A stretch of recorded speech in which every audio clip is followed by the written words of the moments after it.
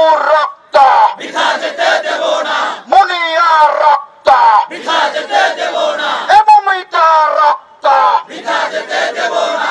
লেগেছে লেগেছে রক্তে আগুন লেগেছে, রক্তে আগুন লেগেছে, লেগেছে লেগেছে। একটা মেয়ে আমি আজকে সন্ধ্যার পরে সেভ না, বাসার বাইরে বেরোতে দেয় না কেন? তাহলে কোথায় সমান অধিকার রইল বলেন?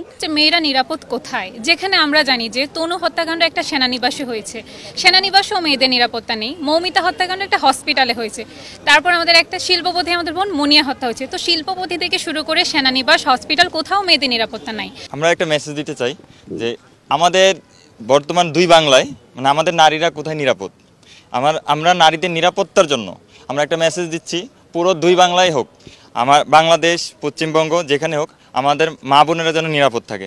যেমন কলকাতায় আমার এক বোন যে নির্মমভাবে ধর্ষণের শিকার এবং হত্যার শিকার হয়েছে, ঠিক এভাবে আমাদের দেশে তনু আমার এক বোন যে সেনাবাহিনীর একটা নিরাপত্তা বেষ্টনীর মধ্যেই উনি হচ্ছে ধর্ষণ এবং হত্যার শিকার হয়েছে। আমাদের একজন বৃহত্তর শিল্পপতির দ্বারা নির্যাতিত হয়েছে আমার এক বোন মুনিয়া।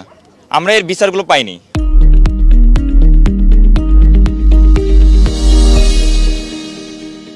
করেছে হত্যাকারীদের আমরা একমাত্র সর্বোচ্চ মৃত্যুদণ্ড সেটা আমরা নিশ্চিত করবেন এবং আমাদের নিরাপত্তা নিশ্চিত করবেন।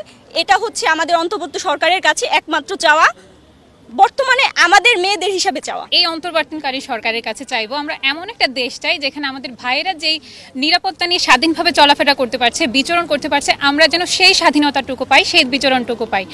তৎকালীন আওয়ামী লীগ সরকার ছিল, স্বৈরাচারী সরকার ছিল, তারা কোনো বিচার আওতায় কাউকে বিচারের আওতায় আনে নাই।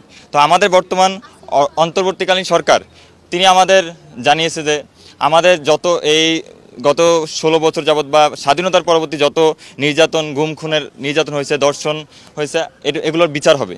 তো আমরা তাদেরকে মেসেজ দিতে চাচ্ছি যে আমাদের যে বোন, আমাদের যে ভাই যে নির্মমভাবে হত্যার শিকার হয়েছে তাদের বিচার কার্যক্রম যেন অতি দ্রুত শুরু করে এবং আমাদের দেশে আমাদের বোনেরা যেন দিন রাত 24 ঘন্টা নিরাপদে চলাচল করতে পারে।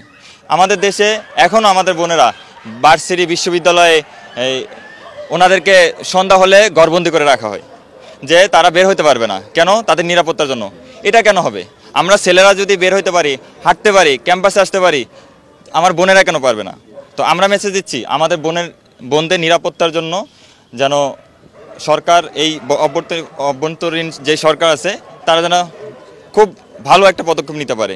আমরা ছাত্র সমাজ তাদের পাশে থাকবো, এই সহযোগিতা করে যাব, এই মেসেজটা আমাদের তাদেরকে দেব। গণ টেলিভিশন, গণমানুষের কথা বলে।